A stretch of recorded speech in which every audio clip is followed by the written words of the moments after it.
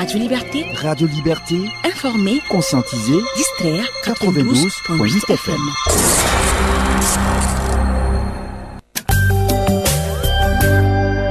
La grande édition du journal, présentation Tanga Thierry Zongo. La loi anticorruption au cœur des échanges. Plusieurs acteurs discutent depuis ce matin de l'opérationnalisation de la dite loi qui peine à être effective dans nombre de ses dispositions. Une plateforme mobile et web anticorruption pour venir à bout du phénomène. Le lancement de cette plateforme qui permettra de dénoncer des cas de corruption est intervenu ce matin à Ouagadougou. En vue d'assainir la gestion publique, le président libérien George Weah, dans un communiqué, a sommé les hauts responsables de son pays à déclarer publiquement leurs biens.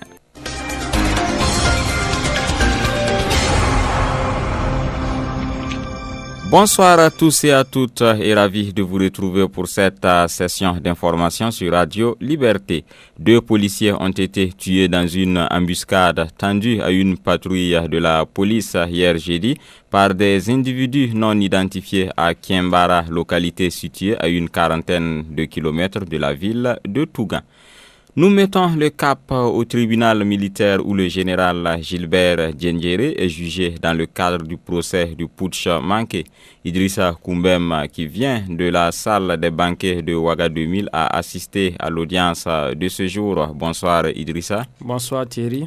Que peut-on retenir pour aujourd'hui ? Le général Gilbert Diendéré passe effectivement son 8e jour d'interrogatoire ce vendredi. Pour ce qui est de l'interrogatoire de ce vendredi, le général s'est prêté aux questions de la partie civile avec maître Pierre Yanogo. D'entrée de jeu, l'avocat a interrogé le général Gilbert Diendéré de savoir s'il maintenait ses propos selon lesquels il n'a ni planifié, ni commandité et exécuté le coup d'État. Le général Gilbert Diendéré a répondu par l'affirmative, tout en ajoutant qu'il est revenu sur ce point lors de ses audiences passées et qu'il n'entendait pas en dire plus. À la question de savoir pourquoi lui et ses hommes du RSP se sont opposés à la dissolution du RSP, le général affirme que s'ils se sont opposés à cette dissolution, cela s'expliquait. Il avance 2 raisons. Premièrement, selon lui, la dissolution du RSP était malicieusement préparée par le Premier ministre Yacouba Isaac Zida dans le but de mieux mater les éléments du RSP, puisque selon lui, le Premier ministre avait l'intention de faire un coup d'État en octobre 2015 pour se maintenir au pouvoir. Est-ce pour cela que vous avez dévancé le Premier ministre pour faire pour vous,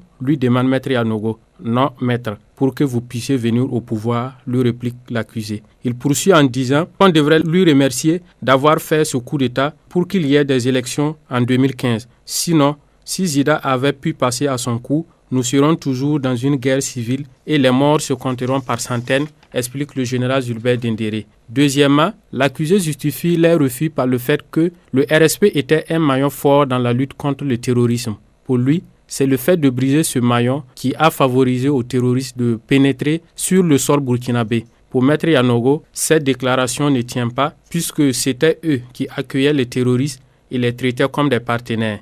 En réponse à ce commentaire, le général Gilbert Diendéré confie que même ceux qui venaient n'étaient pas des terroristes et que ces mêmes personnes continuent toujours de venir au Burkina. Je vous dis que ce ne sont pas des terroristes qui venaient. Moi, je connais les terroristes. Je suis allé les rencontrer au désert 5 fois et je vous assure que s'ils gagnent ce que vous appelez terroristes ici, ils vont les manger crus, confie le général. En tout état de cause, la dissolution du RSP et l'insécurité dans laquelle nous vivons, et je préfère la dissolution du RSP, conclut Maître Yanogo. Prenant la parole, les avocats de l'accusé vont relever les failles de l'instruction. Pour eux, l'instruction a été faite à charge et que beaucoup de procédures n'ont pas été respectées. Et Maître Jean Degli, un des avocats du général, d'ajouter que si jusque-là, on ne sait pas qui est le commanditaire du coup d'État, c'est que ce dernier est ailleurs. Pour convaincre le tribunal, il affirme que Maître Guy Hervé Kam lui aurait dit qu'il connaissait quelqu'un qui a écrit un communiqué pour réclamer la paternité du coup d'État. Pour lui, il serait judicieux que Maître Kam fasse venir l'intéresser pour éclairer le tribunal. L'audience a été suspendue aux environs de 16h30 et reprendra le lundi 10 décembre prochain avec toujours le général Gilbert Diendéré. Merci à vous Idrissa Koumbem et nous poursuivons ce journal. La loi anticorruption peine à être effective dans beaucoup de ses dispositions. Pour pallier cela, des organisations burkinabées de lutte contre la corruption ont décidé de mener des réflexions sur la question de l'opérationnalisation de la dite loi à travers un atelier d'échange ce matin à Ouagadougou. Dasmane Nyangane y était et voici son compte rendu. 3 ans après l'adoption de la loi anticorruption, cette loi peine à être effective dans beaucoup de ses dispositions. C'est pourquoi, en prélude à la journée internationale de lutte contre la corruption qui se commémore chaque 9 décembre, des organisations burkinabées de lutte contre la corruption, dont la SELC et le RENLAC, ont décidé de porter la réflexion sur la question de l'opérationnalisation de la loi anticorruption. Foi du contrôleur général d'État Luc Mario Sebriga. On se rend compte que la loi, elle est complète, elle est efficiente, mais elle peine à être efficace. Donc, il nous appartient de faire en sorte que les dispositions qui sont prévues d'apparence puissent être opérationnelles. La question des cadeaux, quelle est la procédure que l'on doit utiliser pour que ceux qui doivent déclarer les cadeaux le fassent? Pour lui, il existe des dispositions intéressantes pour prévenir la corruption, mais dans les faits, il n'y a aucune application. Ainsi, les enjeux et perspectives de la mise en œuvre de la dite loi, l'état des lieux des sanctions pénales applicables aux auteurs de corruption et autres infractions assimilées, et les actions citoyennes pour prévenir la corruption sont les thématiques qui feront l'objet d'échanges au cours de cet atelier entre acteurs de la justice, acteurs investis dans la lutte contre le phénomène et spécialistes du droit. À l'issue des échanges, des recommandations seront faites et qui pourront servir de feuille de route aux organisations de lutte contre la corruption pour rendre plus effective la loi anticorruption. Toujours dans le même registre, le réseau national de lutte anticorruption RENLAC et le centre d'information, de formation et d'études sur le budget SIFOWEB ont procédé ce matin au lancement d'une plateforme anticorruption dénommée VENM, une plateforme web et mobile qui va permettre de faire des dénonciations de cas, principalement dans le secteur de la santé et de l'éducation. Danouma Ismaël Traoré. Faciliter les dénonciations de faits de corruption, promouvoir les bonnes pratiques en matière de lutte anticorruption et faciliter l'accès du citoyen burkinabé à l'information budgétaire. C'est l'objectif affiché par le réseau national de lutte anticorruption RENLAC et ses partenaires à travers la plateforme anticorruption VENM. Selon le secrétaire exécutif du RENLAC, cette plateforme est un outil de plus pour dénoncer la corruption au Burkina. Claude Ouetta. Le téléphone vert permettait effectivement à ceux qui ont des téléphones simples de pouvoir effectivement dénoncer la corruption. Maintenant, je pense qu'on a un outil supplémentaire qui va permettre à ceux qui sont connectés autrement de pouvoir également dénoncer. Mais je pense que sur cette plateforme, on fait aussi de l'éducation, puisque on va donner des documents, on va parler des bonnes pratiques et les dénonciations seront également là. Donc il y a plusieurs fenêtres pour pouvoir effectivement parler de la corruption. VENM anticorruption ne sera pas une tribune pour faire des dénonciations calomnieuses. C'est pourquoi Claude Ouetta a rassuré que les mesures seront prises en vue de se rassurer de la pertinence des dénonciations. Quand vous dénoncez, en fait, votre dénonciation ne vient pas directement sur la plateforme. Il y a des administrateurs de la plateforme qui sont des agents du RENLAC, qui sont là pour filtrer les dénonciations. Lorsqu'on voit qu'une dénonciation n'est pas une dénonciation clean, on est obligé effectivement de ne pas la laisser passer. La plateforme anticorruption VENM s'inscrit dans le cadre du projet Accroître la participation citoyenne à la lutte contre la corruption et à la redevabilité publique à travers une plateforme d'information anticorruption.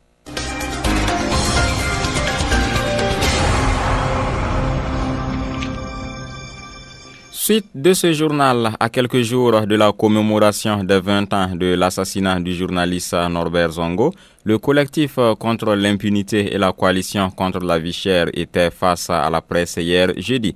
Cette commémoration placée sous le signe du renforcement de la lutte pour la vérité et la justice sera marquée par de nombreuses activités. Idrissa Koumbem. Le collectif des organisations démocratiques de masse et des partis politiques CODEMPP et la coalition de lutte contre la vie chère, la corruption, la fraude, l'impunité et pour les libertés, CCVC, maintiennent la flamme de la lutte. Cette année encore, ils vont commémorer la 20e année consécutive de l'assassinat de Norbert Zongo et ses compagnons sous le signe de la justice et la vérité pour ces derniers et contre les crimes économiques et de sang. Pour ce faire, c'est toute une série d'activités qui sera organisée selon le porte-parole du CODEMPP et de la CCVC, Chrysogones Zoukmoré. À Ouagadougou, le 13 décembre 2018, à 7h, rassemblement au cimetière de Gonguin pour le dépôt de gerbes de fleurs, le recueillement et l'hommage à Norbert Zongo et à ses compagnons, aux martyrs de l'insurrection populaire et de la résistance victorieuse au putsch. À 9h, nous aurons un rassemblement à la place de la Nation pour une marche meeting. À 17h, nous aurons le lancement d'un film documentaire à la Bourse du Travail. De ce fait, Chrysogoone Zoumoré lance un message à l'ensemble des structures organisatrices. Nous lançons donc un appel à l'ensemble des composantes du CODEMPP et de la CCVC et au peuple militant et sympathisant du pays réel à faire des activités de ce 13 décembre 2018 un succès dans la lutte contre l'impunité. L'instruction sérieuse et le jugement sans complaisance des auteurs et commanditaires du quadruple assassinat de Sapuy sera un signal fort donné à l'ensemble des apprentis sorciers qui caressent le secret espoir de transformer notre pays en un vaste champ d'impunité. Des assemblées générales, des conférences, des meetings, des marches-meetings seront également organisés sur toute l'étendue du territoire national, a-t-il précisé.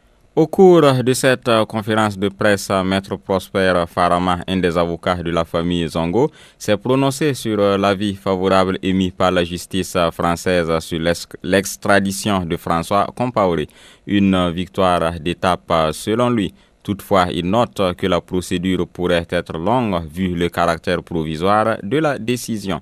Le compte rendu toujours avec Idrissa Koumbem. François Compaoré pourra répondre devant la justice burkinabé dans l'affaire Norbert Zongo après l'avis favorable de la justice française sur la demande d'extradition de celui-là qui est considéré comme le commanditaire. Pour Maître Prosper Farama, le frère cadet du président Compaoré gagnerait à venir répondre des faits à lui reprocher. De notre point de vue, c'est même dans son propre intérêt à lui. Parce qu'aujourd'hui, beaucoup de choses se disent sur lui par rapport à son implication dans ce dossier. Moi, j'aurais été à sa place, j'aurais saisi cette aubaine pour m'expliquer sur ce qui m'est reproché. Parce que tant qu'il restera à l'écart de cette affaire, il ne pourra pas éviter que le Burkinabé et des millions de citoyens à travers le monde rattachent son nom à l'assassinat d'un journaliste. Alors que lui s'en défend en disant « je suis innocent ». Bon, c'est d'ailleurs pour cela que moi je suis étonné par sa posture, qui donne l'impression qu'il fuit la justice. À la question de savoir s'il n'y a pas de risque que François Compaoré s'évanouisse dans la nature, l'avocat de la famille Zongo explique qu'il ne sera pas libre de ses mouvements avec le mandat d'arrêt international qui pèse sur lui. Prosper Farama. Le mandat d'arrêt n'est pas uniquement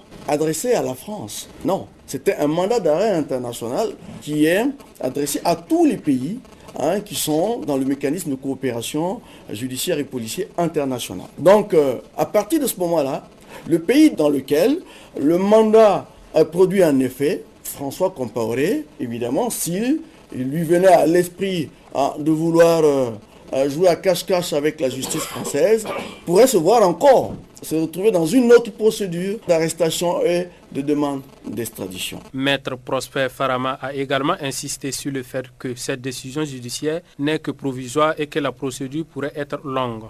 La coordination des élèves et étudiants burkinabés a commémoré hier jeudi 6 décembre la 18e année de l'assassinat de l'élève Flavien Nébié. Dans une déclaration, elle a exigé la lumière sur ce crime, de même que sur les autres crimes de sang impunis. Rabi Kaba.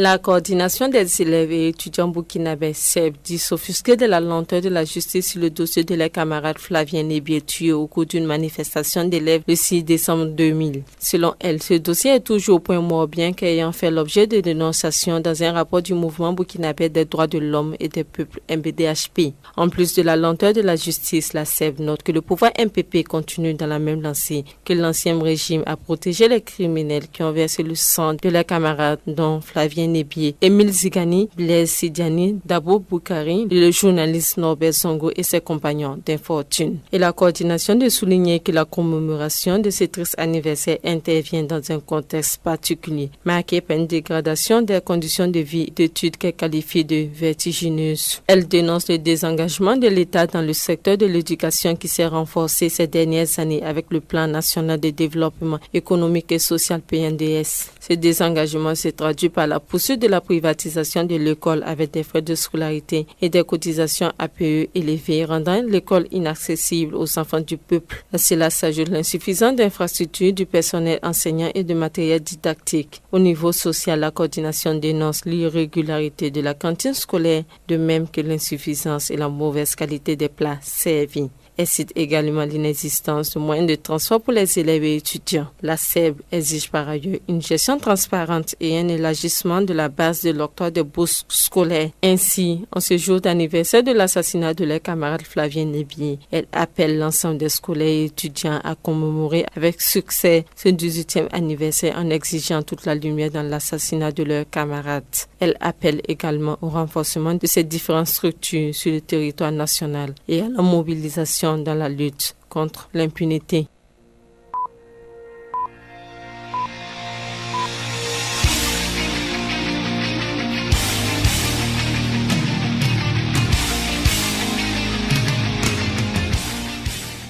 Actualité à l'international au Libéria, le président George Weah a, dans un communiqué, sommé les hauts cadres du pays de déclarer publiquement leurs biens meubles et immeubles.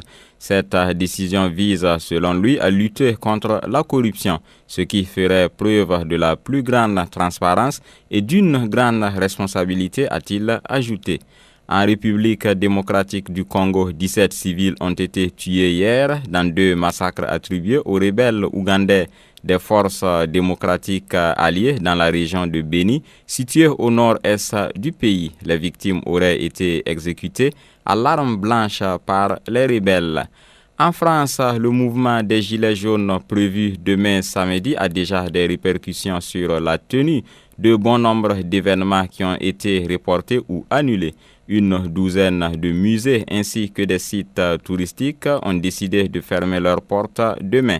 En raison donc de ce mouvement, le ministère des Affaires étrangères belge a de ce fait invité ses compatriotes à reporter leur séjour à Paris durant le week-end. C'est par ces informations que s'achève ce journal qui a été réalisé par Tiona Sanogo. Merci de nous avoir suivis. Bon week-end à tous et à toutes.